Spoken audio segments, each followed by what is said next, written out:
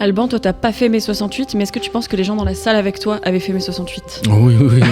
Tu parlais de chat de Schrödinger, on va maintenant parler de taureau. Et pour le coup, on est sûr et certain qu'ils sont morts dans le. J'ai eu envie de vraiment encastrer ce film. Peut-être que le personnage ne ressent pas de la douleur, mais moi oui. Je pensais qu'on allait en débattre parce que je pensais que c'était une sortie importante, mais bon. Mais enfin, On notera que le réalisateur s'appelle Dan Berg. Je trouve ça drôle que tu trouves ça vraiment très drôle. Où est-ce qu'il est ? Mais où est-ce qu'il est, ce con de Perchman ?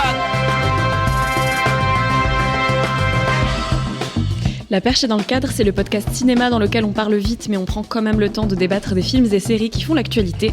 Cette semaine, tout est sans dessus dessous. Notre capitaine et gourou nous a abandonné le temps de vacances au soleil. Et oui, Elisabeth manque à l'appel et je vais tenter humblement de tenir la barque pendant qu'elle joue à la pirate sur un bateau. On rendra hommage à Michel Blanc en parlant de son dernier rôle au cinéma dans La Cache du réalisateur suisse Lionel Bayer.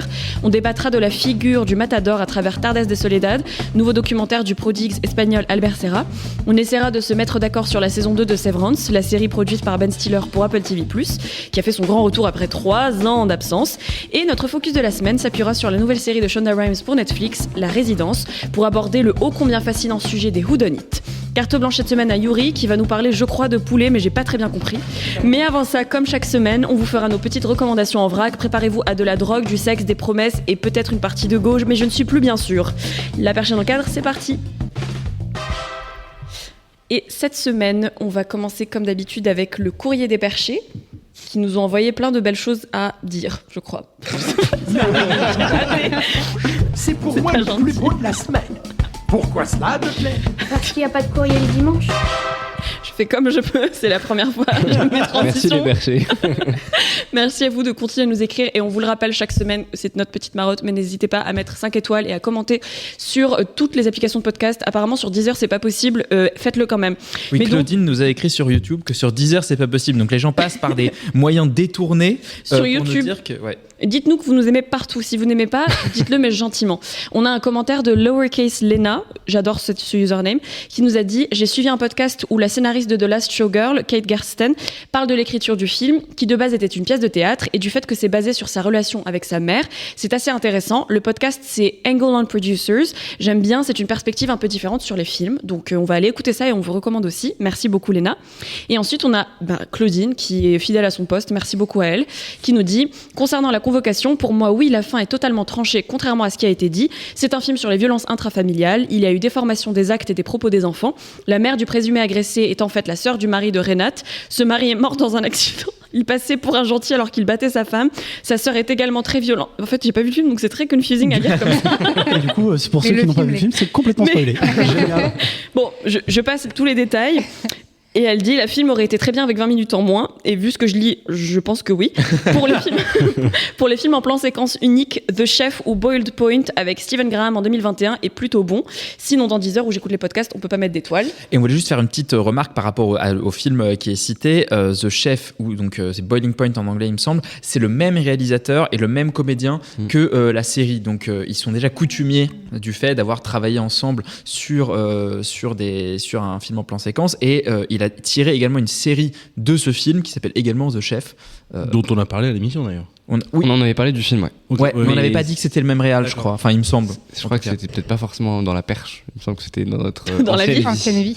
Voilà. En tout cas. Autre podcast.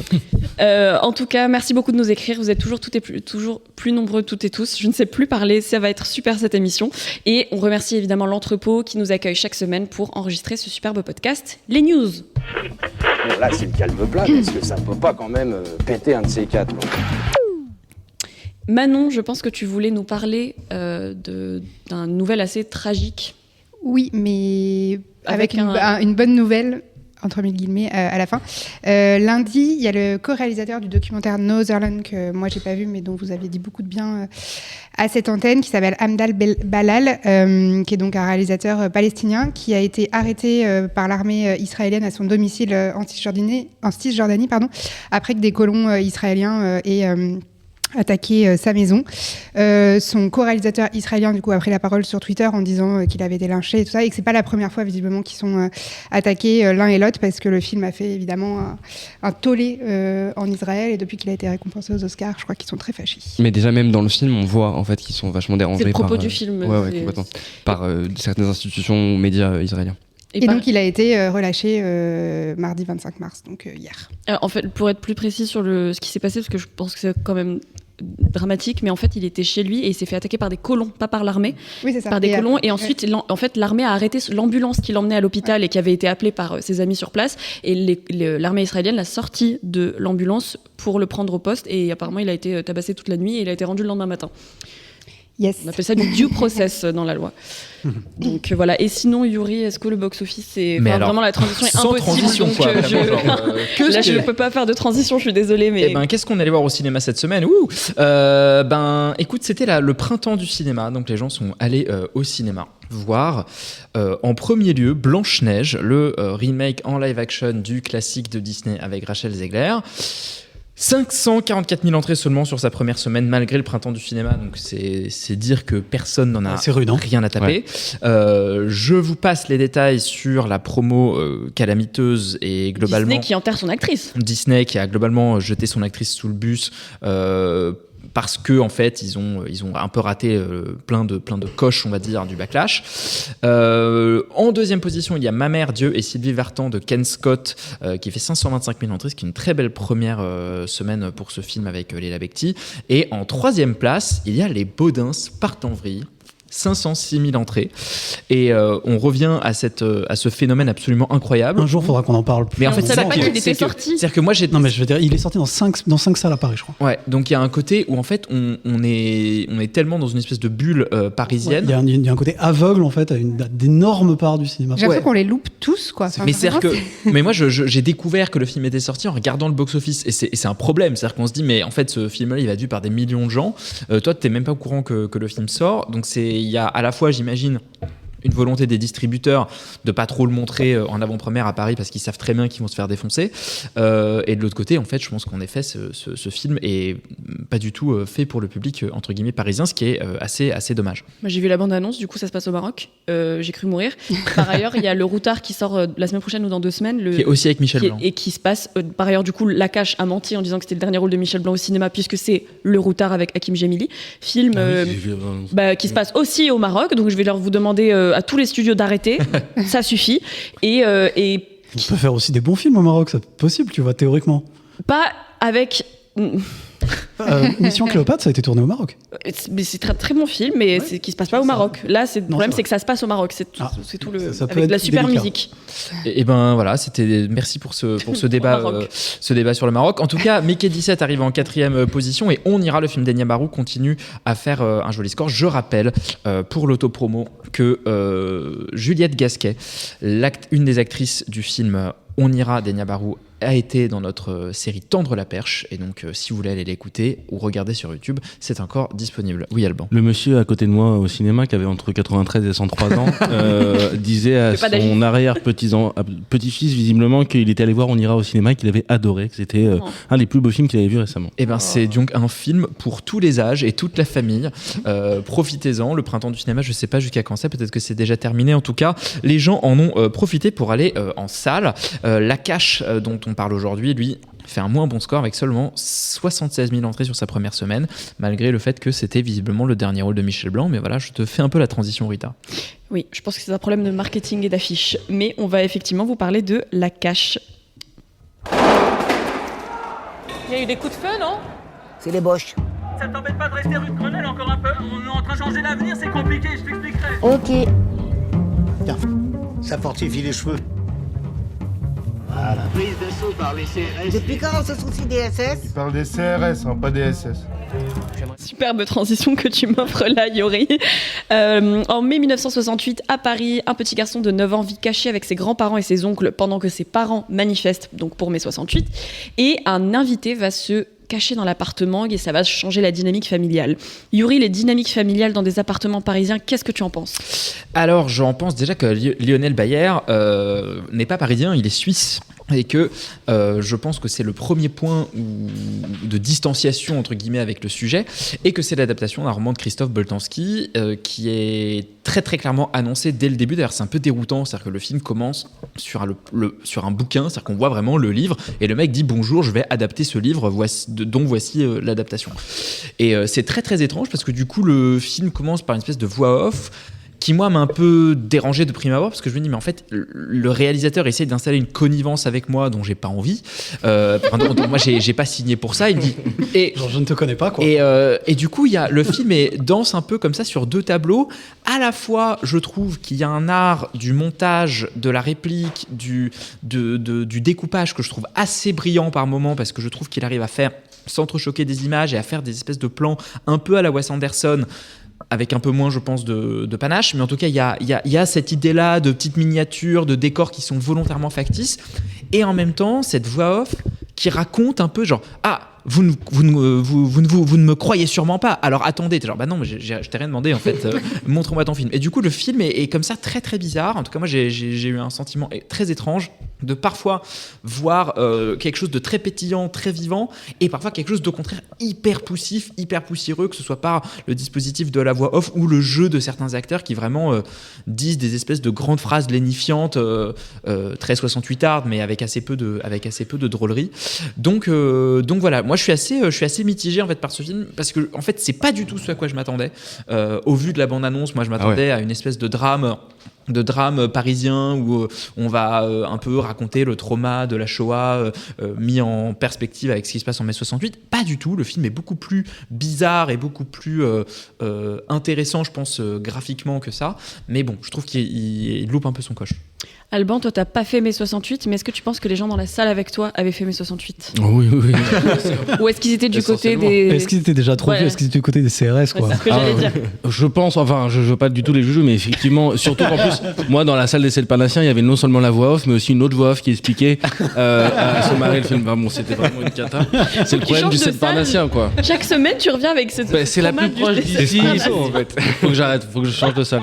Moi j'étais un peu moins étonné, curieux. Moi j'ai beaucoup aimé le film par ailleurs, et je suis d'accord avec toi sur ce mélange de dispositifs où la voix off m'a un petit peu sorti. Au début du film, j'ai eu très très peur, et en fait tout le long du film, quand il arrête en fait le récit en faisant une pause vraiment dans l'image, en disant bon, voilà ce qui va se passer, je vais vous expliquer, vous allez peut-être être étonné, etc. J'ai trouvé ça en fait j'ai pas compris le geste, j'ai pas compris pourquoi il faisait ça, mais c'est un réalisateur dont j'avais déjà vu les films, pas forcément disons que j'avais bossé pour une asso et je devais m'occuper d'un film. J'avais bossé pour l'Acide, et on devait présenter des films en week-end, et j'étais tombé sur le film de Lionel Baer, La Vanité, et c'est comme ça que j'ai découvert son cinéma, et j'avais beaucoup aimé. Et du coup, je suis moins étonné que toi, parce que je sais que le mec sait faire du cinéma, sait faire du montage. Effectivement, je trouve qu'il y a des longues scènes et des longs moments du film qui sont vraiment très très réussis, où on se dit franchement, je suis en train de regarder un truc super. Et en fait, d'un seul coup, on comprend pas ce qui se passe, et Michel Blanc, même si j'aime beaucoup cet acteur, redevient un Michel Blanc un peu débronzé. William Lebguil, cette fois on l'a bien dit, redevient un petit peu, sans saveur, alors que son rôle est quand même intéressant, il a un rôle plutôt drôle, et je trouve que le film quand même se permet des sortes de grosses loufoqueries qui moi m'ont fait marrer, genre de faire une sorte de vieux sosie du général de Gaulle qui vient se cacher. Moi ça m'a fait marrer, tu vois. Moi c'est les moments du film où je dis mais enfin j'y crois absolument pas, et du coup ça me fait des espèces de distanciation, ou alors ça va pas assez loin, je sais pas, mais moi cette séquence là avec le faux général de Gaulle, en fait j'étais juste là, c'est pénible, faut passer à la suite. Je sais pas, moi j'ai trouvé ça à la fois tellement bête, et du coup je me suis dit ils vont quand même pas faire ça, et finalement il arrive à faire une sorte de scène un peu lourdingue qui m'a pour le coup dérangé. Mais je trouve que le fait de mettre le général de Gaulle dans ce décor là, et de faire un gars complètement en dépression, qui se cache dans la cache où Michel Blanc s'était caché en 1942, une sorte de mise en abîme assez rigolote à ce moment-là, qui devient vraiment lourdingue et pathos après. Par ailleurs, je trouve que je suis pas forcément d'accord avec toi en disant que le film est complètement bébête quand il parle de politique. Je trouve que ça peut être c'est un peu lénifiant, c'est un peu sentencieux, je trouve. C'est un peu sentencieux, mais en même temps, je trouve que ça apporte un autre type de discours, une autre idéologie qu'on a l'habitude d'entendre dans ce genre de cinéma, où on a l'impression vraiment d'avoir un cinéma ultra bien pensant. Là, on est un petit peu loin de ça quand même, et je trouve que il y a vraiment quelque chose que le cinéma de Lionel Bayer apporte, c'est-à-dire par rapport au roman, il s'en détache assez, il s'en détache vraiment par l'image. Donc il y a vraiment un côté c'est parfois très burlesque. Il y a une scène qui m'a marqué parce que j'ai un peu un cœur tout mou et très sensible. Et il y a une histoire d'amour vraiment belle entre le personnage de Michel Blanc et le personnage de son épouse qui est interprété par j'ai oublié. Liliane Rover. Non. Liliane Rover, c'est l'arrière-pays comme il l'appelle dans le film. Non, j'ai oublié son prénom, c'est horrible, on va retrouver. Et en fait, on a l'impression que dans le roman, c'est une histoire d'amour qui est assez froide, qui est assez. Voilà, on comprend qu'ils sont ensemble depuis longtemps, qu'ils s'aiment, etc. Et en fait, il arrive. Vas-y, Rita. Dominique Raymond. Il arrive à détourner ça en reprenant des phrases du roman et en jouant une autre scène presque contradictoire par l'image derrière une vitre. Et je trouve qu'en fait, le film est un peu comme ça et fonctionne parce que ce mec sait faire du cinéma et prend plein de liberté par rapport à son sujet. Mais en effet, il tombe pas dans ce truc d'adaptation littéraire, de lire le livre en voix off, qui est un peu, j'ai l'impression, la nouvelle marque de fabrique de quand on fait une adaptation. Mais en effet, pourquoi il fait pas confiance à son récit, à son montage, à son film, à ses personnages, pour interrompre et dire voilà ce que je vais vous raconter? Parce que moi, j'ai l'impression que ça te fait pas rentrer. Enfin, déjà que le film a beaucoup d'artifices. Ouais. Moi, en tout cas, ça m'a empêché d'y rentrer pleinement en fait dans cet univers-là un peu foutraque qui est hyper intéressant, enfin qui est assez en plus rare au cinéma. Mais moi, je pense qu'il a essayé de dire un truc, mais simplement, je pense qu'on l'a pas compris. En fait, il y a toute une sorte de métaphore au début avec le chat de Schrödinger, avec ce qu'on va croire dans le récit ou ce qu'on va pas y croire et tout ça. Ça a l'air un peu pédant, mais ça l'est pas trop. C'est assez sur le ton de l'humour. C'est un gamin de 9 ans qui le fait, etc. Parce qu'il cherche vraiment un chat dans l'appartement. Mais je pense que vraiment, il a essayé quelque chose et j'ai essayé de comprendre tout le film. Mais attends, mais ça, pourquoi il a dit ça, etc. Finalement, j'ai pas compris, mais je pense qu'il y a quand même une sorte de démarche derrière qui vaut un peu plus que quelque chose de plan-plan en disant ok, je vais vous raconter mon histoire, on fait un stop comme on a vu dans le cinéma français dans toutes les années 2000, quoi. D'accord. Eh bien, tu parlais de chat de Schrödinger, on va maintenant parler de taureau et Tardes de Soledad. Pour le coup, on est sûr et certain qu'ils sont morts dans le.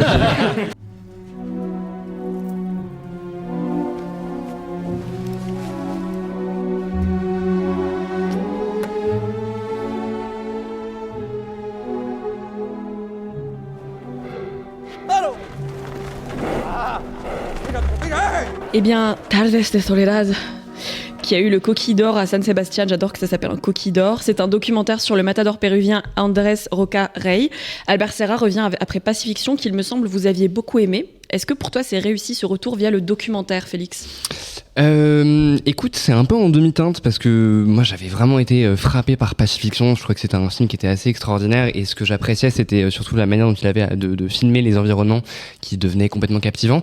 Et là c'est vrai qu'il va faire un procédé un peu inverse, c'est-à-dire qu'il va vraiment utiliser ce qu'on appelle un téléobjectif, donc une focale qui est très longue, être très proche des comédiens ou des gens qui va filmer, enfin qui sont pas des comédiens, plutôt des personnages, pour vraiment isoler en fait quelque part ces sujets et s'intéresser aux expressions faciales et aux ressentis justement du coup de ce matador et des taureaux qu'il va venir affronter. Donc c'est un peu un espèce de négatif comme ça dans sa démarche. On va être enfermé avec lui dans sa chambre d'hôtel, dans sa voiture aussi, entre les différents, parce qu'il va d'arène en arène en fait, et on le suit sur je sais pas 3, 4, 5 spectacles, je sais plus exactement combien il y en a, mais enfin bref.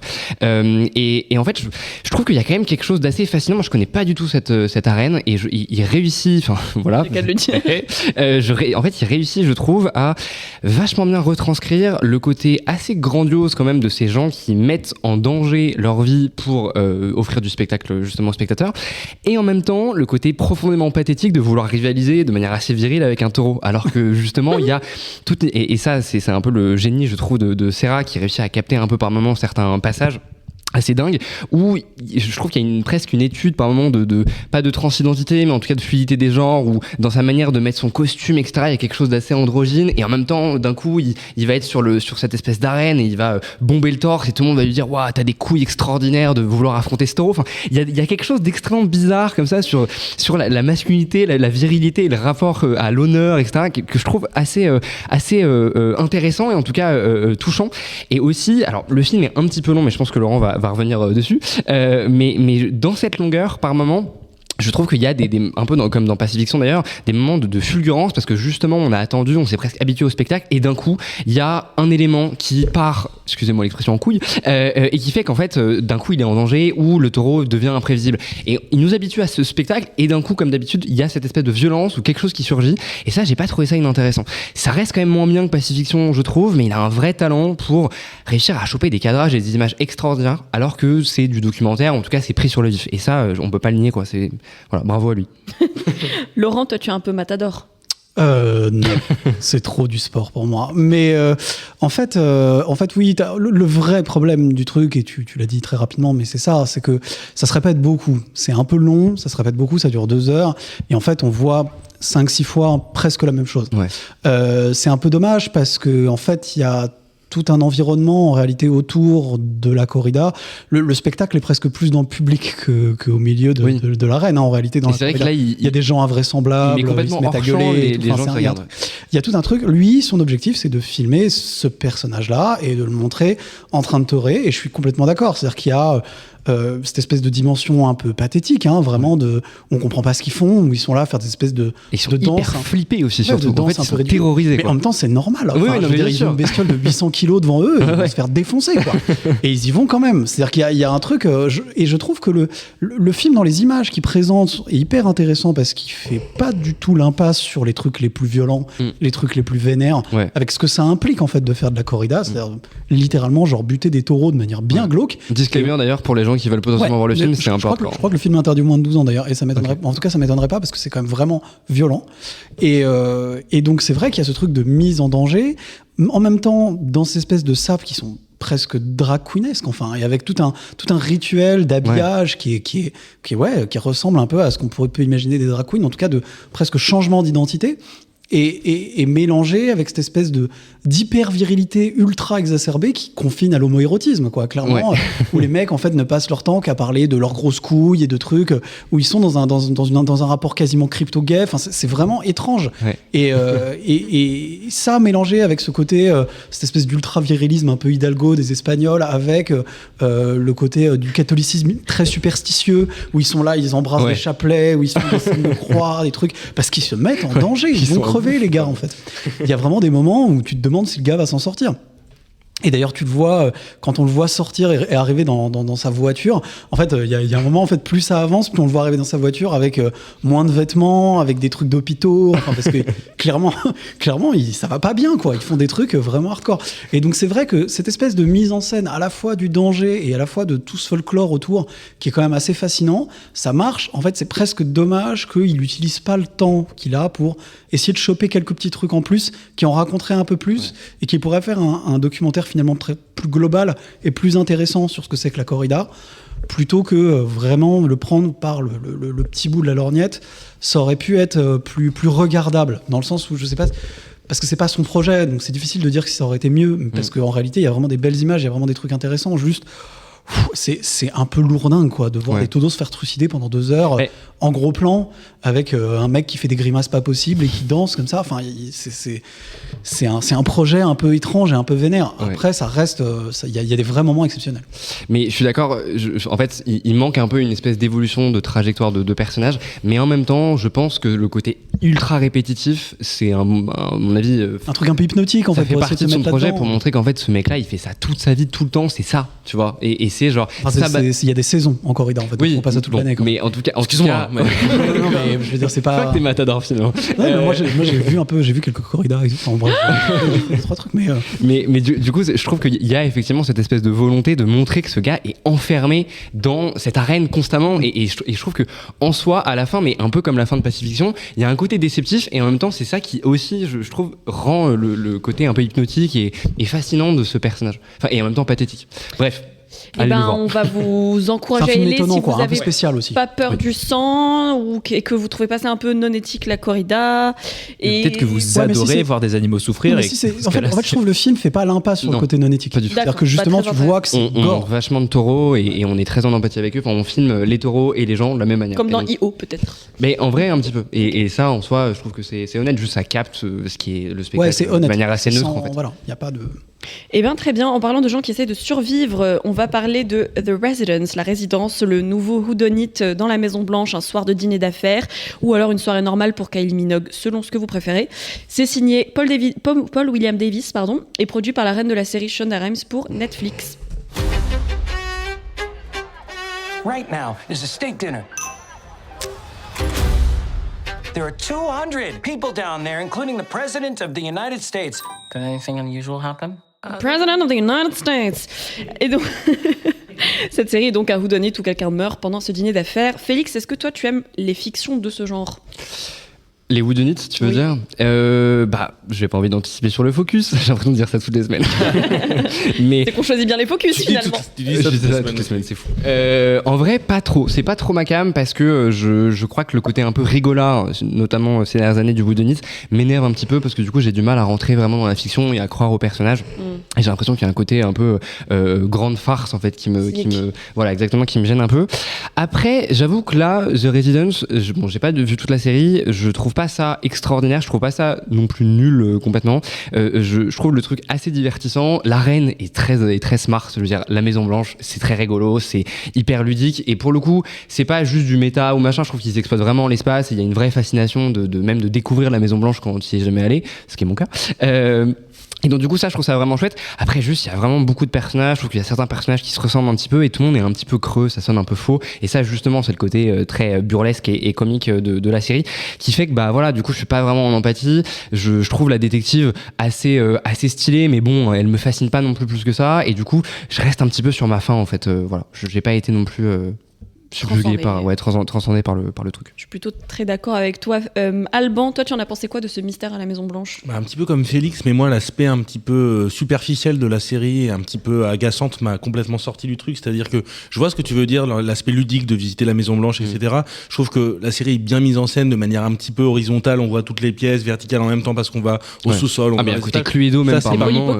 Ça c'est vraiment bien fait. Ensuite, le problème de la série, c'est que tout sonne vraiment faux, tout sonne creux, les personnages on les a déjà vus en beaucoup mieux et en fait on a l'impression que ils correspondent à ce qu'on attend de voir dans un whodunit et le truc c'est que ça on sort jamais et même ce qui est censé être marrant, c'est-à-dire le fait qu'elle soit fan des oiseaux, etc. Je trouve ça lourdingue comme pas possible, tu vois, et on sait très bien que ils sont un peu smart, donc ça va avoir forcément une importance dans l'histoire, en tout cas j'espère, je pense qu'ils vont en faire quelque chose pour ceux qui ont fini la série. Moi je me suis arrêté à l'épisode 3 mais voilà, je trouve que le problème c'est que c'est un petit peu superficiel et du coup ça rend la série complètement en tout cas pour moi c'est un peu une épreuve de la regarder parce que j'ai l'impression que je m'attends à tout ce qui va se passer et il y a un seul personnage qui me sort un peu de cette idée-là en fait, de cette expérience de spectateur, c'est le personnage du conseiller, je crois, du président qui est un peu fou et qui déteste la commissaire. Lui me fait marrer parce que justement je trouve que c'est un personnage qui est un petit peu à l'écart de ça et qui fout un peu le bordel là-dedans, mais sinon ça reste très sage tout en se pensant irrévérencieux. C'est ça qui m'énerve un petit peu quoi. Puis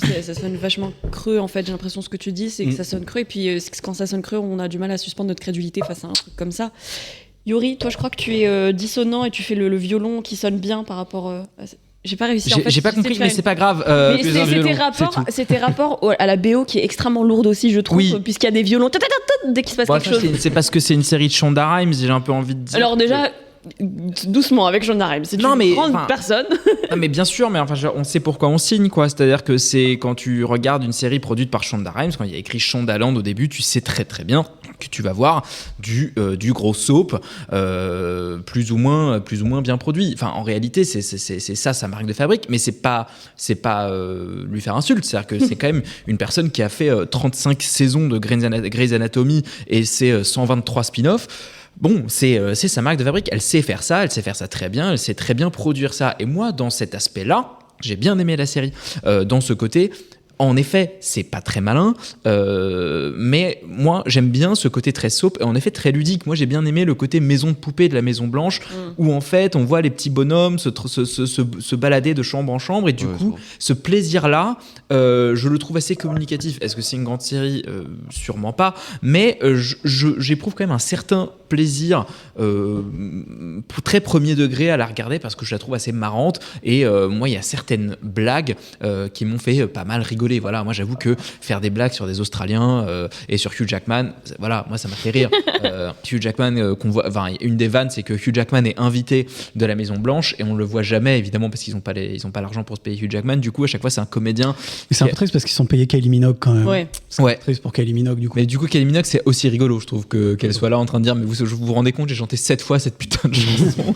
Je trouve ça assez. Bref, il y a plein de petites blagues comme ça qui moi me font accrocher, même si le mystère est un peu tout pété et il y a plein de faiblesses objectives. Maintenant, moi je me suis plutôt laissé prendre à ça dans l'univers, on va dire un peu soapy de ce truc-là, ça marche. Alban, tu voulais dire quelque chose ? Non, enfin moi j'aurais été d'accord avec toi si j'avais été embarqué. Je suis complètement client de ce genre de truc, mais en fait même tu peux pas regarder ça simplement, tu te fais quand même chier en fait.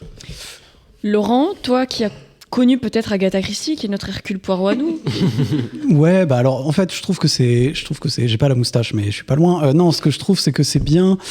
Enfin, moi, je trouve ça amusant, en fait. C'est-à-dire qu'il y a, je trouve que ça se regarde assez bien, que c'est vraiment un produit Netflix un peu classique que tu peux regarder un peu en faisant ta vaisselle. Et c'est du coup, je trouve un peu la limite du projet parce que dans le fond, c'est pas non plus captivant. Moi, j'ai un problème, en fait, je pense, avec l'idée de base de faire un whodunit sur 8 épisodes où ça dure presque 8 heures. Enfin, parce que le dernier épisode dure 1h30 quand même. Donc, ça fait vraiment beaucoup et ça force à faire une espèce d'intrigue ultra tarabiscotée où va y avoir des tas de suspects dans tous les sens, ça va être le merdier et en fait au bout d'un moment ça devient un peu lourdingue. Oui, parce qu'il y a un procès en même temps que l'enquête. Oui, parce qu'en fait, une commission d'enquête au Sénat. Du Sénat, commission qui est présidée par Al Franken, qui est un ancien humoriste américain devenu sénateur avant de se faire virer du Sénat pour des histoires de harcèlement sexuel. Tout ça est très bien. Attends, c'est le personnage ou c'est l'acteur ? C'est l'acteur. Et il est dans la série ? Al Franken, ouais, il joue un rôle dans la série. Toujours est-il que, donc, ce qui est quand même incroyable, parce que le mec était authentiquement sénateur et il joue un sénateur. Bon, et donc bref, je trouve qu'en dehors du fait que je trouve ça très difficile de faire un whodunit sur 8 épisodes, que ça tienne et que ce soit pas chiant, je trouve qu'au bout d'un moment ça se répète un peu. Moi j'ai un vrai problème avec le personnage principal de la série que je trouve pas très intéressant. C'est-à-dire que la détective, en fait, a le mérite d'être, à ma connaissance, je crois, la première femme noire à être une détective dans un whodunit, ce qui est déjà fou de se dire qu'il faut attendre 2025 pour en arriver là. Mais enfin, bon. Interprétée par Uzo Aduba. Que je crois pas avoir déjà vu ailleurs d'ailleurs moi, mais et qui joue bien d'ailleurs en fait en réalité. C'est juste le problème, c'est que son personnage est complètement sous-écrit. Il n'y a pas dans Orange is the New Black ? Ah peut-être, mais c'est clairement une meuf qui joue qui est semi-autiste et qui adore les oiseaux et qui est globalement un peu antipathique avec les gens parce qu'elle les trouve un peu débiles. Super, Sherlock faisait déjà ça il y a genre 20 ans. En mieux, donc il aurait peut-être fallu bosser un petit peu plus parce que l'un des intérêts des séries policières d'une manière générale et même je veux dire du film policier ou les histoires policières, c'est quand même la personnalité de l'enquêteur. C'est-à-dire que si l'enquêteur a une personnalité un peu lambda qu'on a déjà vu 1000 fois, c'est pas très intéressant. C'est franchement dommage parce que ça coûtait pas très cher de la rendre un peu plus intéressante.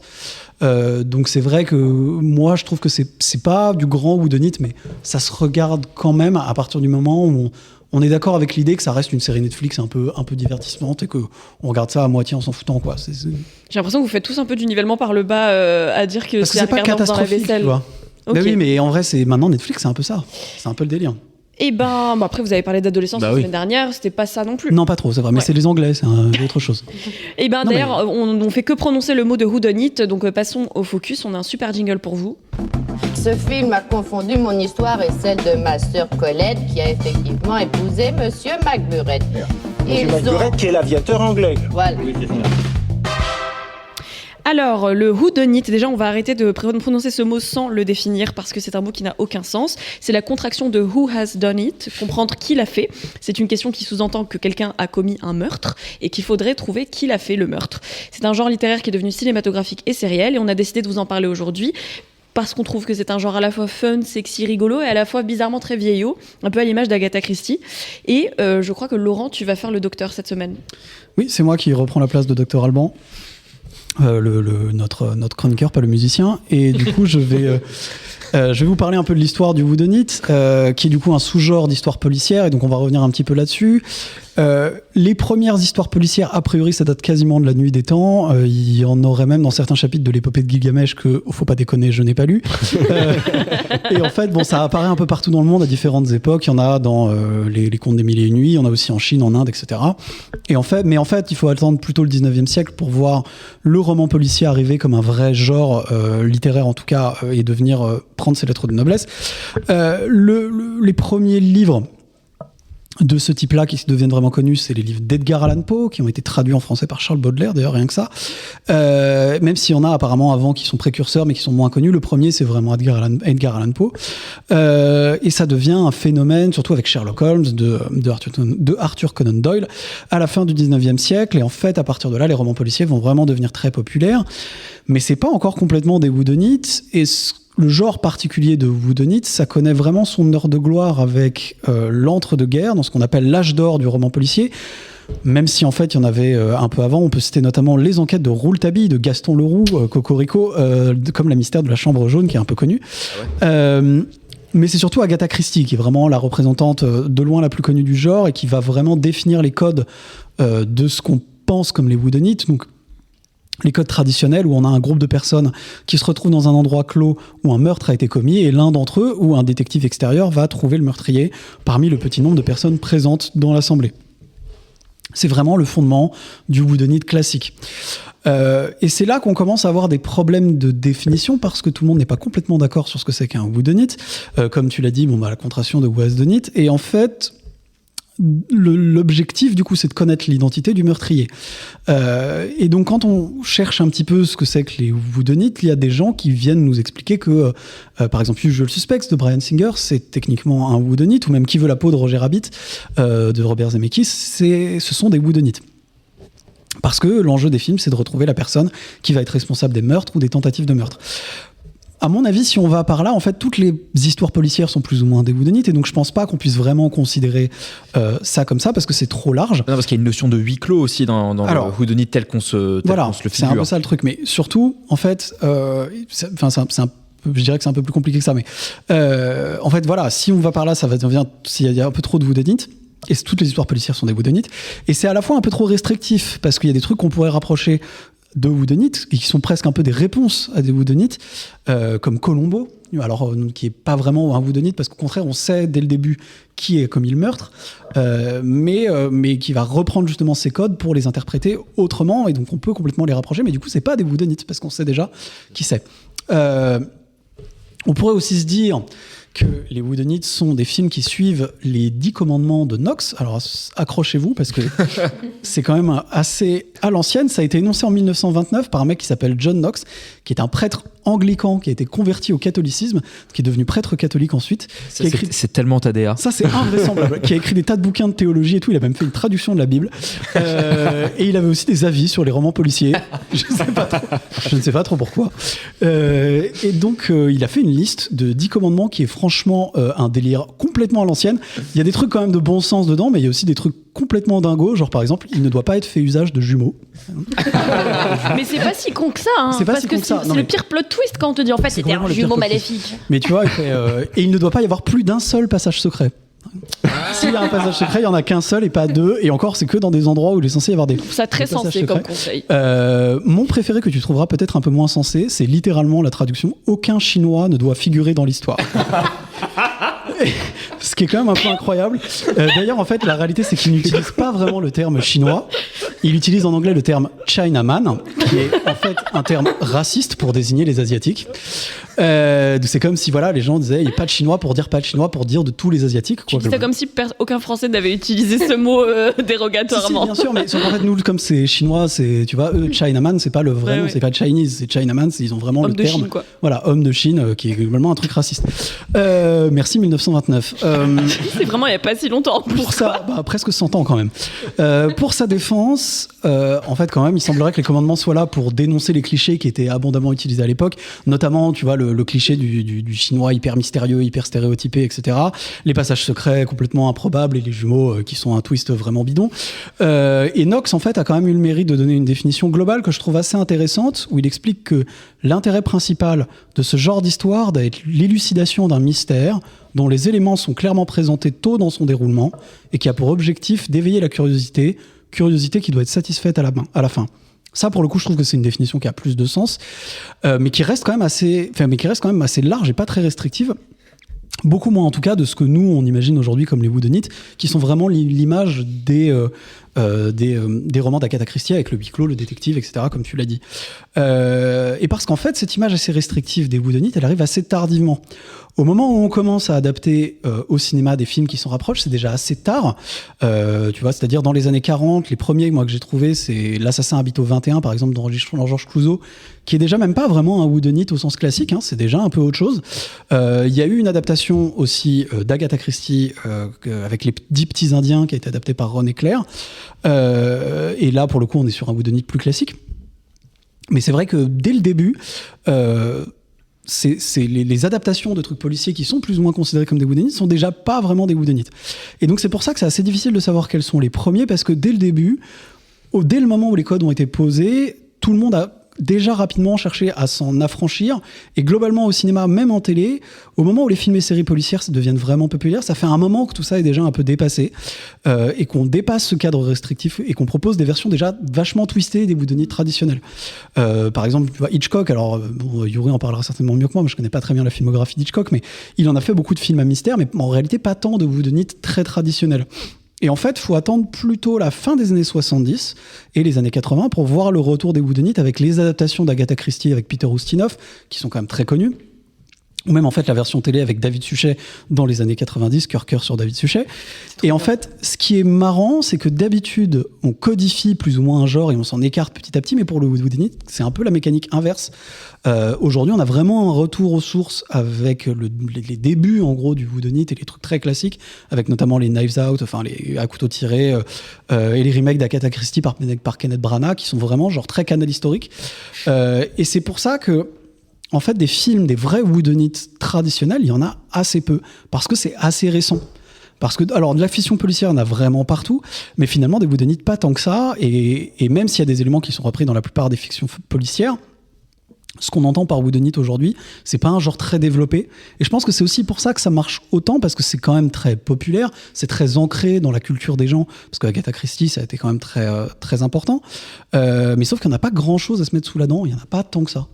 C'est très intéressant, et je pense que tu devrais te mettre comme défi de faire un film avec tous les commandements de Knox, mais vraiment... Vraiment tous dedans. Oui. Je pense que c'est pas si difficile. Oui. Il suffit de faire un film français, tu vois. Mon Dieu. Et dans l'actualité, tu nous as parlé du démarrage avec Edgar Allan Poe. Eh bien, il y a un whodunit qui vient d'être annoncé, qui est en fait la suite de La Flamme et du Flambeau, qui va s'appeler Mahark, avec Jonathan Cohen. Je sais pas si vous avez hâte, mais okay. Quel rapport avec C'est un whodunit. Ah, c'est un whodunit oui. aussi. Ok, d'accord. Pour ça, sinon je vous donne juste des trucs comme ça. Il y a un rapport avec Edgar Allan Poe, du coup, j'ai pas bien compris. Je trace la ligne de l'histoire, des débuts, et en fait, je ne suis pas claire du tout. Mais La Perche dans le cadre est une émission culturelle. C'est magnifique. Et donc, Yuri, tu vas nous parler donc du côté dont a déjà un peu abordé Laurent, mais le scénario, en fait, et l'aspect fun et jouissif que peut comporter les whodunits quand ils sont réussis. Mais en fait, et par rapport à ce que disait Laurent, en effet, c'est tellement à la fois codifié et en même temps chaque film essaie de s'en départir que c'est assez intéressant depuis le début. C'est-à-dire qu'en fait on a l'impression que dès que le jalon du genre a été posé, comme tu l'as dit, il y a tout le monde a essayé de s'en départir. Et Hitchcock, pour revenir un peu à ça, il a fait quelques huis clos comme ça. On pense à Fenêtre sur cour, on pense à notamment Fenêtre sur cour où le crime était presque parfait, ou ce genre de film, ou même La Corde dont on a parlé la semaine dernière. En fait, c'est un peu à l'inverse. C'est des films où on sait plus ou moins que quelqu'un a tué quelqu'un, mais on va essayer de découvrir comment il l'a fait. Et du coup, il y a comme ça un jeu avec ce que un des commandements de Knox, qui est de dire tous les éléments nous sont présentés et on doit essayer de comprendre comment ça marche. Mais en tout cas, il y a cette espèce de plaisir dans les whodunits très classiques, ceux en tout cas les adaptations d'Agatha Christie, d'avoir un truc très programmatique. Au début, on nous présente un cast de personnages qui va arriver dans un endroit très précis. Chacun a plus ou moins une raison d'être là. Patatras, le détective, que ce soit Miss Marple ou Hercule Poirot, Benoît Blanc, se retrouve dans le même endroit, et avec le puzzle qui va s'offrir à lui, va réussir à déterminer la vérité. Et du coup, il y a un côté qui est très ludique avec le public aussi. Et ce qui fait du coup la réussite d'un bon whodunit d'un point de vue scénaristique, c'est de réussir à mettre en place tous les éléments de manière assez discrète pour que quand la révélation finale arrive, on se dit, en fait, on m'a pas pris pour un jambon, et si j'avais été plus malin, j'aurais pu le voir venir. Et du coup, c'est ce qui a créé débat, notamment entre nous, sur est-ce que Knives Out est un bon whodunit ou pas un bon whodunit. C'est qu'à couteau tiré, en effet, il y a un peu un truc de petit malin que fait le film, qui est qu'il ne te donne pas toutes les informations et qui te révèle des choses que toi, en tant que spectateur, tu n'aurais pas pu deviner tout seul, ou en tout cas, qui n'étaient impossible à te présenter, si ce n'est par un jeu de montage. Moi, ça ne me dérange pas forcément, mais certains puristes que je ne nommerai pas, certains fascistes, ouais, c'est ça, étaient un peu, ouais, ça me dérange, étaient un peu dérangés par le fait que non, on n'ait pas eu cette exposition-là de tous les éléments pour qu'ensuite la révélation soit, selon toujours notre cher Knox, j'adore qu'on le cite depuis le début, satisfaisante.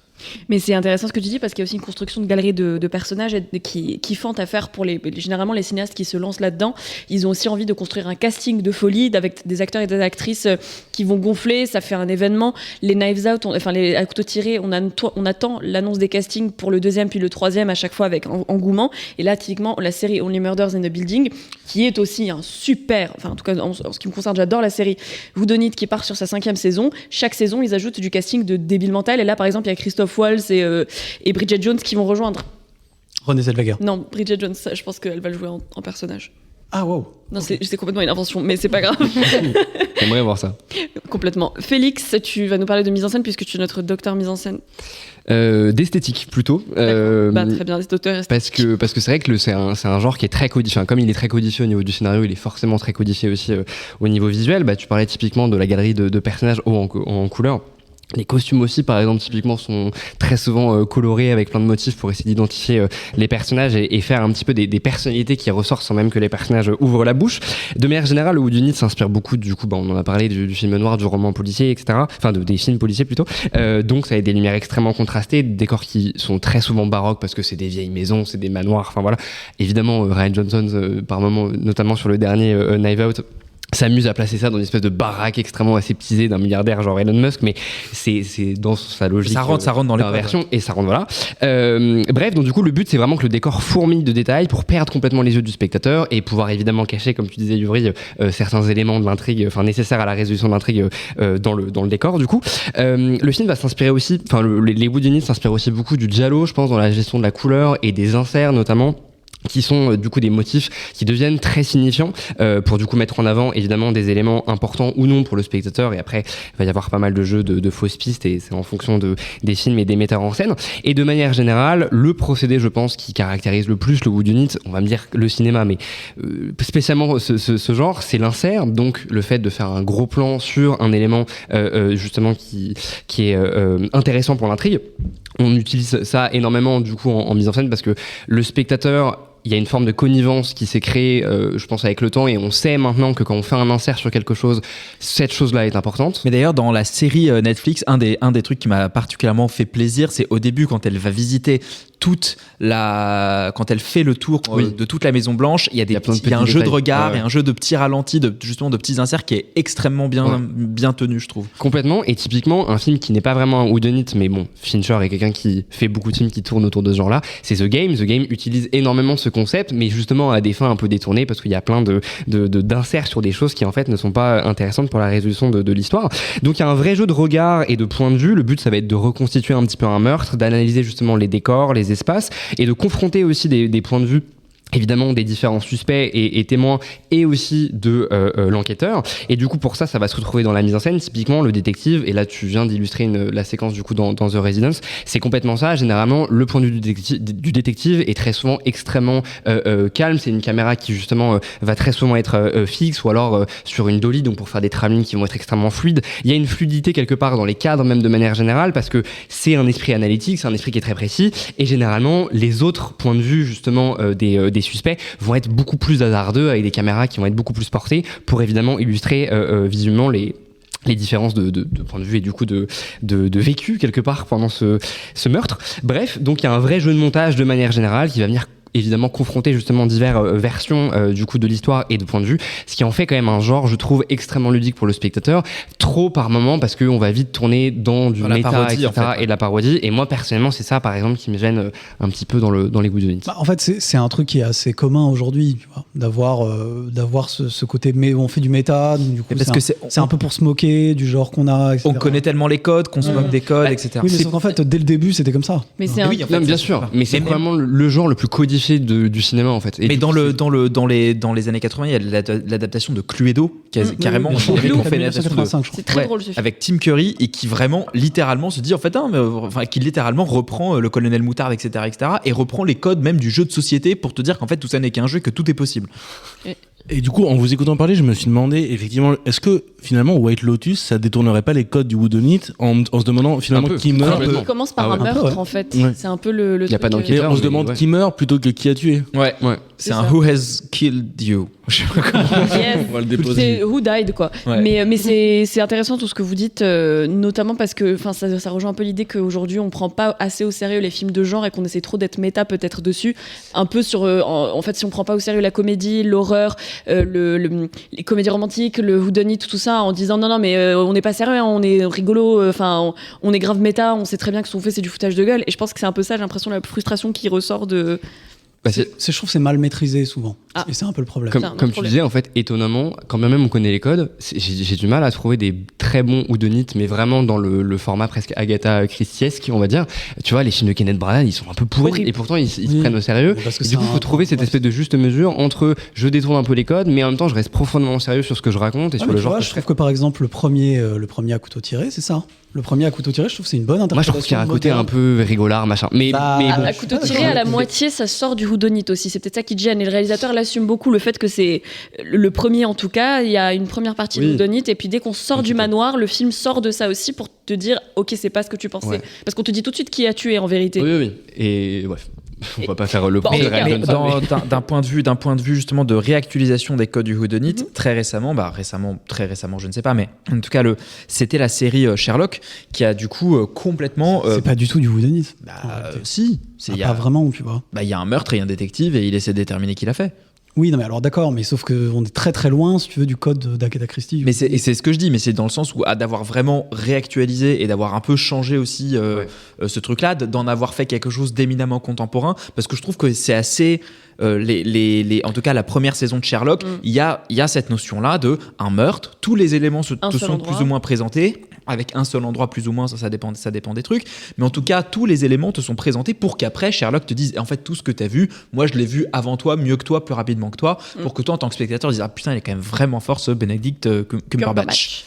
Enfin, je comprends ce que tu veux dire Laurent, c'est aussi peut-être un procédural policier par moment. Parce qu'il y a le dévoilement en fait dans la série Sherlock qui se rapproche du whodunit qu'il n'y a pas dans d'autres séries. Oui c'est ça, oui en fait il y a quand même la mise en scène de fin de dire...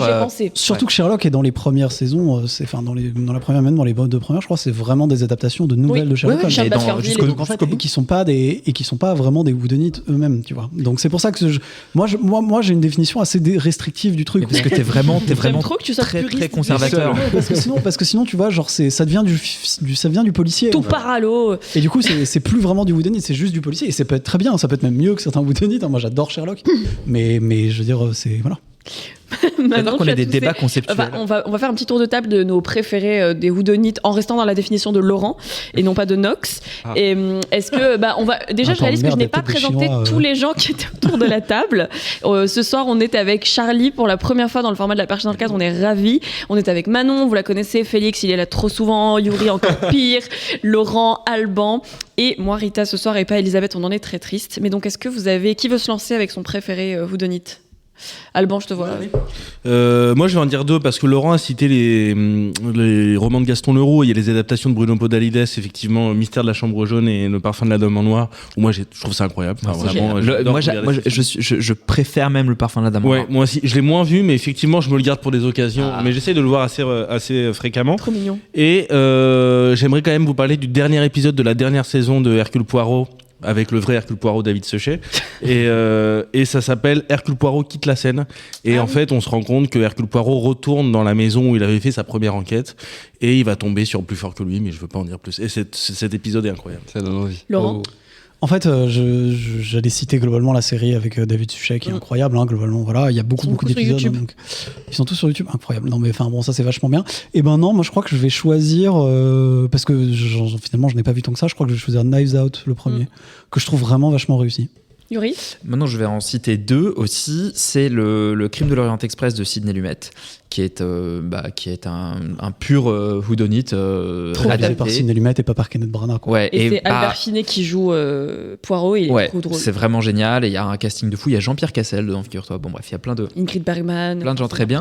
Et dans un autre registre, mais que moi j'aime beaucoup, c'est Gosford Park de Robert Altman, qui se passe en fait dans une maison de nobles anglais avec du coup toutes les les couches, les strates sociales du serviteur au grand lord. Et évidemment, ça va aussi avoir un propos un peu plus social sur les différentes classes qui cohabitent dans cette maison et qui aura tué qui. À vous de découvrir. Gosford Park, c'est vraiment très très très très bien. Et il y a un casting complètement fou. J'aurais cité aussi Meurtre de l'Orient Express et moi j'aimerais dire Colombo qui est une anti. Oui, voilà. Et sinon, j'aimerais repartir un peu plus loin et dire The Thin Man qui est un film de 1934 qui est trop bien. Et ensuite, il a eu 6 suites. Moins bien, mais le premier film c'est avec Glenn Powell, j'allais dire pas du tout. C'est un vampire en fait. Il est en fait 150 ans. C'est parce que, non mais comprenez-moi, c'est pas si illogique, c'est avec William Powell et Myrna Loy qui sont... C'est son père ou même pas? Non, ben non, ça pourrait être son arrière-grand-père, je pense. Mais et c'est un super film très mignon, très sexy, avec beaucoup de champagne et un chien génial. Félix?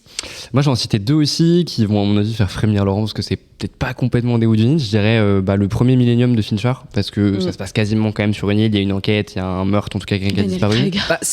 Ça rentre dedans. Ça rentre un peu. Et sinon, je dirais les 8 salopards. Est-ce que ça peut marcher? Je trouve qu'il y a des gens qui considèrent que oui. Le côté le premier Millennium, plein de gens pensent que c'est un whodunit aussi. Ouais. Donc, ok. Bon bah très bien. Enfin, bah voilà, je dirais ces 2-là. Est-ce que Manon, Charlie, vous avez des whodunits préférés? Approchez-vous. Moi, je citerais plutôt un manga qui s'appelle Détective Conan, qui raconte l'histoire d'un super détective qui a été rétréci pour devenir un enfant et qui résout des enquêtes dans son corps d'enfant. Mais c'est très très bien. Franchement, c'est des enquêtes. C'est une légende, enfin. Ah ouais, mais vraiment. Connu, hein. Je lisais ça quand j'étais en 5e. J'avais un pote qui les avait tous. Et notamment, il y a un espèce d'épisode qui m'est resté en tête. Je pourrais pas vous donner le numéro du manga parce que ça fait quand même très longtemps. Je suis une très vieille personne maintenant. Mais qui se passait comme ça dans une espèce de manoir où il pleut dehors et tout le monde est très cluedo, quoi. Et ça m'a marqué. Donc voilà, si vous aimez les whodunits et les espèces de révélations un peu tarabiscotées mais qui tiennent la route, franchement, Détective Conan, c'est trop bien. Bah trop bien. Tarabiscoté, c'est le mot de la soirée, j'ai l'impression. On l'a utilisé plusieurs fois déjà. Et ben, c'est un très bon mot pour décrire. Enfin, Manon, non, j'allais dire que vraiment, moi, c'est un genre que je me rends compte que j'affectionne pas du tout et j'ai vraiment rien qui me vient en tête. Pourtant, j'ai joué au Cluedo quand j'étais petite, mais c'était vraiment mon jeu préféré. Tu devrais voir le film. Alors, les films, je garde un bon souvenir du Mystère de la Chambre jaune, ceci dit, mais non, franchement, pas ma came. Très bien. Et ben, tarabiscoté, c'est un super mot, je disais, pour décrire Severance, la série écrite par Dan Erickson et produite et réalisée par Ben Stiller. Mr. Scout, I know you're still weighing whether to return to Lumen. Donc cette deuxième saison de Severance qui arrive 3 ans après la première, je ne sais pas comment vous avez fait, celles et ceux qui ont vu au moment de sa diffusion en 2022, on avait laissé nos personnages sur une révolte, et alors ça va être très difficile aujourd'hui de naviguer parce que toute la série a été diffusée, mais on ne veut évidemment pas vous spoiler, on va faire ce qu'on peut, et on vous, s'il y a quoi que ce soit, on mettra un alerte au spoil, c'est promis, parce que c'est quand même une série qui est beaucoup basée sur ce qui a lieu chaque semaine, c'est spoilable, disons. Félix, je sais que tu étais un fan inconditionnel de la saison 1. Ouais, j'ai adoré la saison 1. Comment j'ai fait pour tenir 3 ans? Et j'ai pris sur moi. Est-ce que c'est ça la maturité? Je me suis drogué. Voilà, exactement. Non, j'avoue que j'ai quand même rematé un peu un espèce de récap parce que c'est vrai c'est quand même très tarabiscoté, on va réutiliser le mot. Et du coup, il fallait un peu me rafraîchir la mémoire sur pas mal de choses. Qu'est-ce que j'ai pensé de cette saison 2? Je trouve qu'elle démarre vachement bien. J'aime beaucoup en fait le jeu des points de vue en fait, parce que sans rien dévoiler, évidemment, comme le principe de la série, c'est que du coup une personne est severed, donc du coup il a 2 personnalités distinctes qui partagent des mémoires différentes, une dans l'entreprise et une hors de l'entreprise.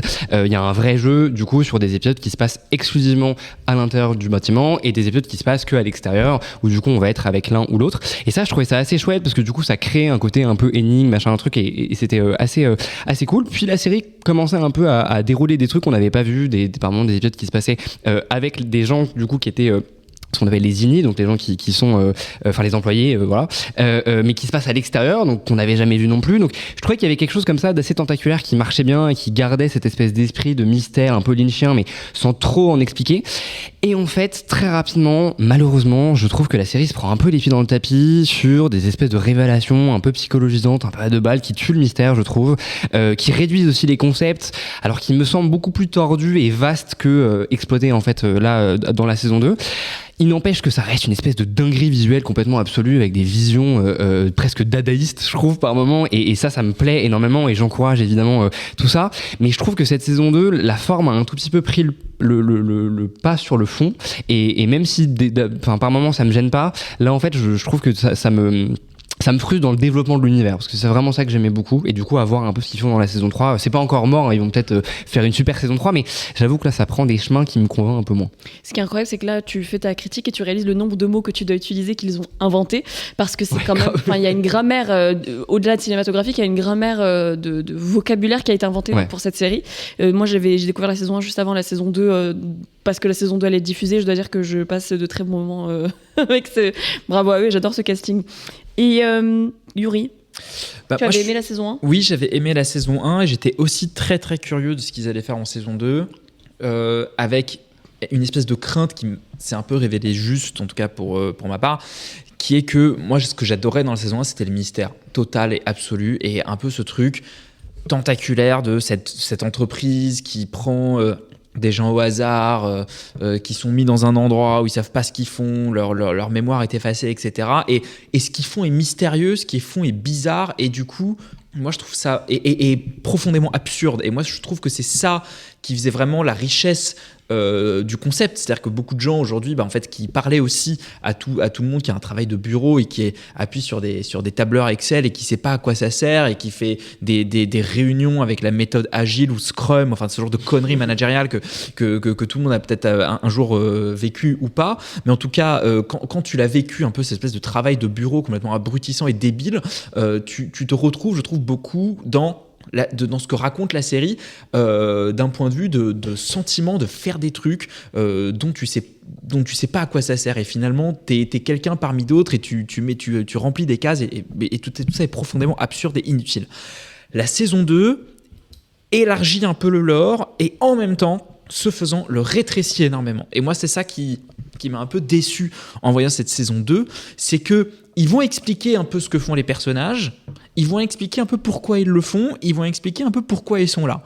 Et du coup, cette espèce de grande absurdité de la situation, elle me paraît beaucoup moins vertigineuse, parce que du coup on dit mais alors il y a une vraie raison pour laquelle Mark est là, il y a une vraie raison pour laquelle c'est sa femme qui est morte ou pas morte, on ne sait pas, enfin, et du coup ils sont choisis, pas choisis, enfin, et du coup il y a une espèce de réalité très concrète, et du coup je ne comprends pas pourquoi ces grands chefs d'entreprise s'intéressent à des toutes petites personnes qui en fait sont complètement insignifiantes, et du coup pourquoi ces petites personnes insignifiantes ont un grand rôle à jouer dans le grand rouage de cette société.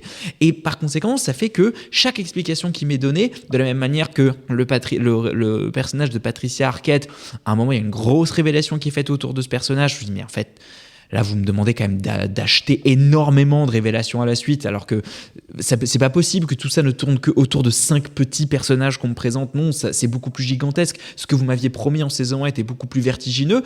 Et donc finalement, en m'expliquant des choses, en élargissant, en allant plus loin, je me retrouve avec des explications qui sont trop simplistes et qui du coup enlèvent pour moi la vraie force qu'avait la première saison, qui était de te présenter pas un lore hyper construit avec des vraies règles et tout, mais un sentiment d'absurdité et d'aliénation dans lequel étaient plongés ces personnages et dans lequel ils se plongeaient volontairement, et qui était du coup beaucoup plus puissant que quand on t'expliquait que en fait c'est parce que tout ça est à cause qu'il était amoureux, et t'es genre bon d'accord, ok, tout ça est un peu pénible.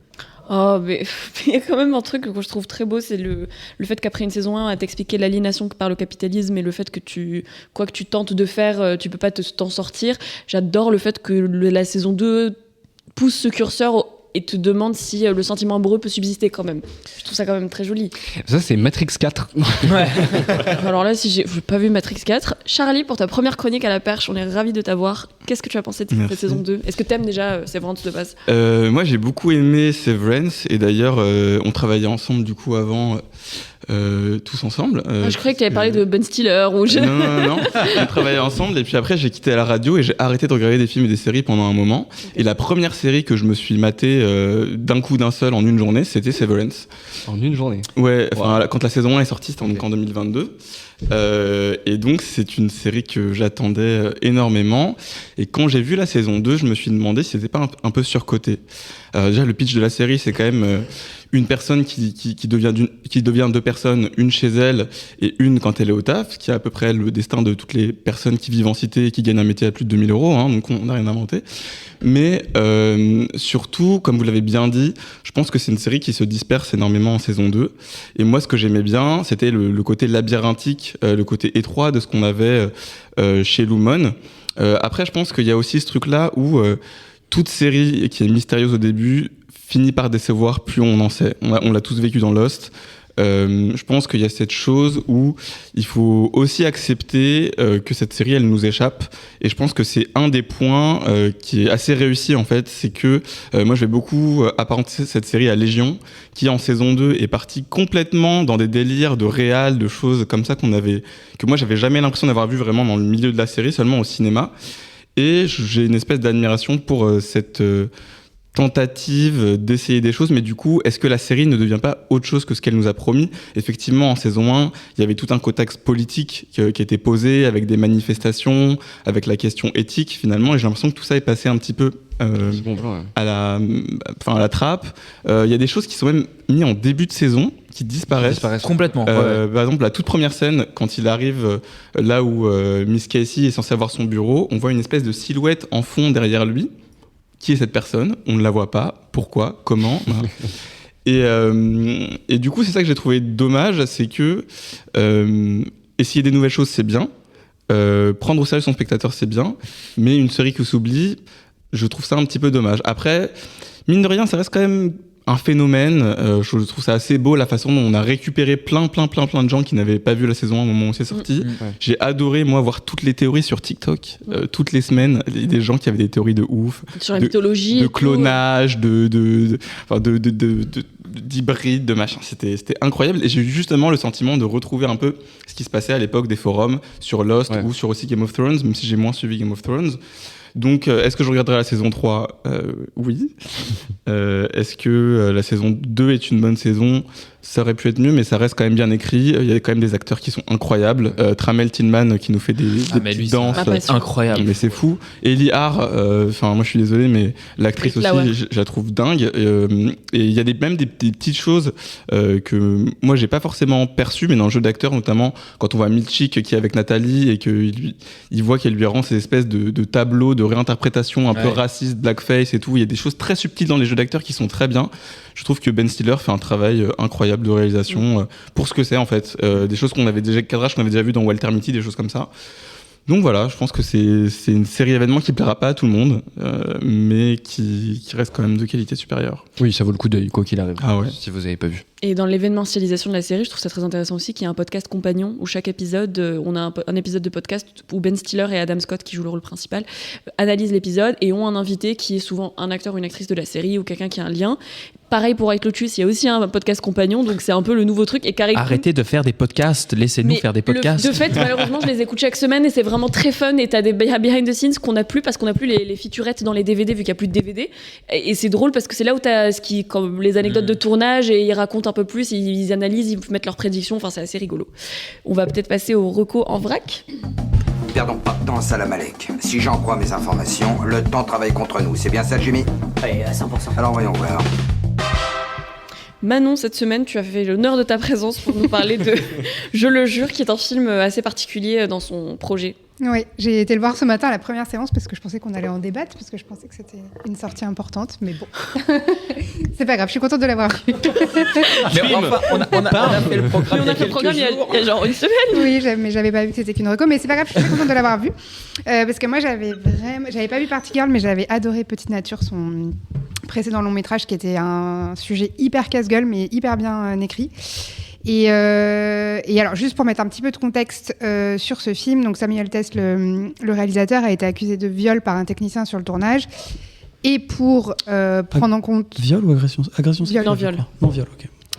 Pour prendre en compte la parole de la victime présumée et aussi, j'imagine, pour sauver son film, la productrice a mis en place un dispositif complètement inédit où le réalisateur était confiné dans une pièce et il dirigeait ses acteurs par talkie-walkie et pouvait lui parler ce que ça dérangeait pas et voilà, sinon il y avait des intermédiaires et tout ça. Et je trouve que, alors du coup, c'est un film qui a été un peu, de fait, enfin, il a fait 0 promo, il a une toute petite distribution, il a un peu sacrifié. Mais c'est un film qui est quand même intéressant. Je trouve qu'on ressent pas trop ces conditions de tournage assez particulières. Je trouve qu'il n'y a pas trop d'incohérences. Je trouve que ça joue bien et tout. Donc là-dessus, ils ont réussi à sauver les meubles. Mais c'est en même temps un film un peu bizarre dans sa construction parce que c'est à la fois un film de procès. Sur notamment, comme le film de Clint Eastwood, sur le rôle des jurés. Là, c'est assez intéressant parce que c'est un procès en appel. Donc, en fait, il n'est pas question de définir s'il est coupable ou pas. C'est un mec qui est pyromane, qui a mis le feu à plusieurs bâtiments et qui est accusé de homicide involontaire parce qu'un pompier est décédé. Donc, voilà, sa culpabilité, il plaide coupable, tout ça. L'enjeu n'est pas là, mais il y a plein de discussions autour de la justice, de qu'est-ce qu'on fait de ces gens qui sont peut-être aussi, qui ont des maladies mentales, est-ce qu'on les met en prison. Enfin, c'est vraiment super intéressant. C'est Marina Foïs qui est la procureure et qui organise toutes ces discussions. Et à côté, il y a une autre, et ces deux parties s'imbriquent très mal dans le film. En fait, c'est ça qui est un peu curieux, c'est qu'il y a la vie intime du personnage principal, qui est donc juré et qui est en couple avec une femme qui est beaucoup, beaucoup plus âgée que lui, qui doit avoir genre 70 ans. Et c'est un sujet super intéressant en soi. On le sait, en ce moment, c'est un peu la mode. Et là, pour le coup, c'est vraiment une vraie actrice âgée. Enfin, c'est pas Nicole Kidman, quoi. Et ils sont vraiment filmés dans leur intimité. Il y a des scènes de sexe et tout. C'est hyper intéressant. Mais voilà, ces deux choses ne s'imbriquent pas bien du tout. Et voilà, je trouve qu'il a quand même un traitement de cette relation qui, tout le film, est assez dur. Je trouve le personnage de sa compagne, où je crois qu'on ne sait même pas son prénom. Enfin, voilà, il y a un truc assez curieux. La fin est assez jolie quand même. C'est assez doux. Mais voilà, je trouve que c'est un bon film de procès. Ça aurait pu être un bon film d'amour, mais les deux ensemble, ça fait un truc un peu étrange. Bon, donc à voir quand même. Oui, quand même, si on arrive à le trouver quelque part, parce que je crois qu'il est un peu sacrifié. Ah. De mon côté, je voulais vous recommander la série Sex Lives of College Girls, donc la vie sexuelle des étudiantes à l'université, qui heureusement ne s'appelle pas comme ça en VF. Mais en espagnol, il s'appelle vraiment comme ça. Mais bref, c'est une série HBO qui a fait 3 saisons et qui vient d'être annulée il y a une semaine. Donc malheureusement, ça sera 3 saisons et pas plus, sur 4 étudiantes qui arrivent en première année dans une fausse université qui globalement est une université privée de liberal arts, on appelle aux États-Unis, dans le Vermont. Donc un campus beaucoup trop joli, des frais de scolarité beaucoup trop chers et des gens tout le temps nus globalement. C'est une très bonne série, je trouve, sur le sentiment sexuel et amoureux des étudiantes en première année et dans toute leur diversité de qu'est-ce qu'elles ont envie de faire ou de ne pas faire. Et je trouve ça très drôle. Et c'est rare parce qu'en fait, on a souvent eu des séries de lycée sur la vie sexuelle des lycéennes qui est quand même un peu creepy, je trouve. Et quand on voit des Pretty Little Liars ou des Gossip Girls, etc. Des Gossip Girls, bah alors. Je pense que c'est une très bonne réponse à ça, Sex Lives of College Girls. C'est une très bonne série sur ce sujet et je trouve que c'est très rafraîchissant. On a des actrices exceptionnelles et notamment Renée Rapp, qui est une chanteuse et que vous avez peut-être vu dans Mean Girls, que j'aime de tout mon cœur, qui interprète un personnage plein de nuances et de subtilités. Donc la première à l'inverse de son personnage dans Mean Girls d'ailleurs. Elle est pas mine, si ? Bah si, c'est un peu ça. Ce sont très caractéristiques, c'est qu'elle est méchante justement. J'ai vu la série il y a longtemps. Mais il y a d'autres trucs qui la qualifient, juste, mais que je veux pas spoiler. C'est vraiment très très drôle et c'est une série qui a été créée par Mindy Kaling. Et la saison 1 est top, la saison 2 est plutôt ok, la 3 je suis au milieu, c'est moins bien, mais c'est vraiment, je vous recommande ça, c'est très très mignon. Tu l'as peut-être dit, c'est sur quoi ? HBO, okay. Donc Max, enfin... Canal, voilà, tout ça. Yuri ? Oui, moi je suis allé voir Novocaine. Avec alors ça va. Ça sera la thumbnail, je pense, de je vais voir Novocaine. Le concept m'avait plutôt charmé. C'est-à-dire que c'est avec Jack Quaid, qui est un peu le jeune premier du cinéma américain, qui fait beaucoup de télé, qui là passe au cinéma, rôle principal de The Boys, qui du coup il a un handicap dans la vie, ce jeune homme, c'est que il a un problème dans son système nerveux, c'est qu'il ne ressent pas la douleur. Et du coup, il travaille dans une banque. Un jour, il y a un braquage et évidemment, il va vouloir sauver sa copine, sa collègue qui est également sa copine. Et du coup, il va poursuivre des... Et c'est aussi sa collègue. Et c'est aussi sa collègue. Et du coup, il va poursuivre... En fait, c'est très laborieux parce que là, je vous résume les 30 premières minutes du film et les scènes d'action commencent qu'au bout de 30 minutes. Et moi, j'ai eu envie de vraiment encastrer ce film dans le sens où Peut-être que le personnage ne ressent pas de la douleur, mais moi oui. Et je ressens même beaucoup d'ennui quand je vois ça. Et vraiment, j'étais désolé parce que le concept du film d'avoir un mec qui ressent pas la douleur, qui met des tatanes dans la tête des gens, en vrai, oui, pourquoi pas, prenez mon argent. C'est un concept assez con pour que je l'achète. Mais quand on essaie de m'installer pendant 20 minutes une histoire d'amour qui est complètement poussive et tatati juste pour que j'en ai quelque chose à foutre de ce personnage-là, non. 5 minutes, ça aurait suffi. Nous, ce qu'on veut voir, c'est le mec se faire planter des fourchettes dans la jambe et de s'en foutre. Voilà, c'était ça le film que je voulais voir. C'est pas le film que j'ai vu. Et ça aurait dû être avec Jason Statham, en fait, j'ai l'impression. Mais pourquoi pas avec Jack Quaid, il est assez charmant parce que notamment il est un peu gauche et que du coup parfois il fait vraiment, enfin il y a quelques scènes vraiment assez hardcore parce que du coup en fait il peut endurer des trucs parce qu'il s'en rend même pas compte en fait qu'il se fait marcher dessus, qu'il se fait genre planter un truc dans le pied, il s'en rend pas compte parce qu'il a pas mal, mais bon voilà, moi j'ai souffert. On notera que le réalisateur s'appelle Dan Berg. Je trouve ça drôle que tu trouves ça vraiment très drôle. Je pense que tu sois vraiment au taquet sur cette vanne. Comme si t'avais genre 8 ans, quoi. Super longtemps à comprendre ce que j'avais dit, donc c'est vraiment super. Je pense qu'il est temps de terminer cette émission. Et absolument. Yuri, tu m'as demandé d'introduire ta carte blanche en disant les bangers n'existent pas et ensuite en disant le poulet. Donc je suis pas hyper sûre de quoi tu vas parler. Est-ce qu'on va pleurer sur le poulet, Yuri? Moi, je vais lancer le jingle et après on voit ce qui se passe. J'ai réfléchi à ce que tu m'avais dit l'autre jour. J'ai passé la moitié de la nuit à y réfléchir. Et puis j'ai eu un flash. C'est à moi de faire une carte blanche cette semaine, voilà, bonjour. Et donc j'ai décidé de choisir un titre de connard pour parler de mon rapport un peu conflictuel à ce que je crois que les jeunes appellent les bangers.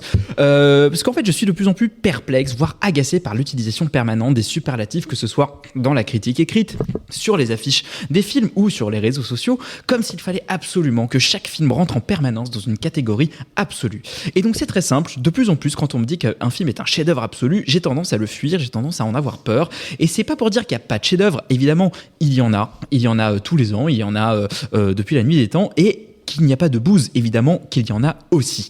Mais plutôt parce que je me sens parfois démuni ou extrêmement extérieur face à des films qui se pensent très grands et qui sont de prime abord reçus comme tels. Car en réalité, je crois que la plupart des films que l'on voit ne sont pas des bangers, ni des grosses claques. D'ailleurs, les gens qui disent le terme grosse claque, non, on ne va pas au cinéma pour se prendre des claques, on y va pour voir des films. Non, ce ne sont pas non plus des chefs-d'œuvre, et en fait, c'est pas grave, et c'est même très bien. Donc j'aimerais, comme disent les anglophones autour de la table, make the case, pas forcément pour les films moyens, les films médiocres et sans aucune saveur, parce que bon, ça ce serait du nivellement par le bas, mais plutôt pour des films plus fragiles, plus humbles, moins radicaux, et peut-être qui ne resteront pas dans la grande histoire du cinéma, mais que je garde parfois avec moi bien plus longtemps que certains films labellisés chefs-d'œuvre. Parce qu'il arrive bien plus souvent que je ne le voudrais qu'au détour d'un film parfaitement anecdotique ou pas du tout un grand film, je trouve une idée de mise en scène, je trouve une idée de montage, je trouve une idée de plan, je trouve un échange de regards ou une utilisation de la musique qui vont me rester. Et c'est le cas de certaines comédies complètement débiles, dans lesquels c'est parfois l'histoire d'une seule vanne géniale au milieu de beaucoup d'autres vannes pas toujours géniales. Laurent, on parlera de Road Trip une autre fois. Ou bien des films faits par des artisans appliqués qui, film après film, arrivent à maîtriser leurs outils pour atteindre une forme d'épure et de maîtrise absolue. Cette année sont sortis presque en même temps Un parfait inconnu de James Mangold et The Brutalist de Brady Corbet. Et ces deux films sont pour moi totalement antithétique, puisque d'un côté, on a le film qui se pense comme un chef-d'œuvre, qui a été marketé comme un chef-d'œuvre, qui a été marketé comme un banger, et qui arrive en déboulant sur les écrans avec une volonté maximaliste d'être un film absolu, un film somme. Et de l'autre côté, il y a Un parfait inconnu, un biopic musical fait par James Mangold, quelqu'un qui est un artisan qui fabrique ses films un peu comme on fabriquait des tables avec des recettes, avec des formules, mais quelques semaines plus tard, après leur sortie, c'est une séquence du premier que je retiens, c'est une séquence de Un parfait inconnu que je retiens et qui me reste en tête. C'est la séquence de Dylan qui marche dans les rues de New York pendant que toute la ville sombre dans la panique de la crise des missiles à Cuba.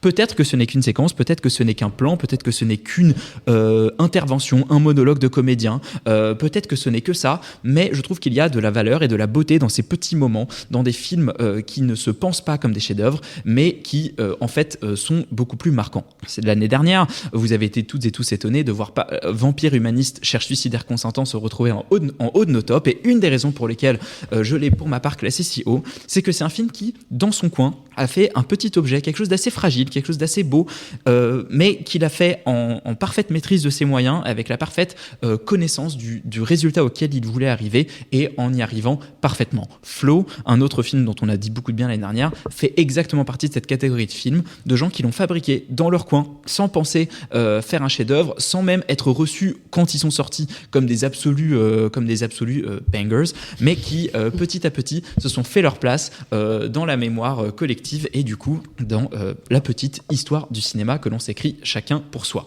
Et plus sérieusement, je pense que dans une époque où tout devient de plus en plus polarisé, évidemment politiquement, socialement, mais je trouve du réconfort dans des films qui n'en font pas des caisses, qui n'avancent pas avec des certitudes, qui me permettent de douter et de me dire que tout n'est peut-être pas parfait, mais que quelque part, dans un océan de médiocrité et de moyenitude, il y a comme ça parfois des petites étincelles de génie qui me font encore espérer de belles choses du cinéma. Mais c'était adorable.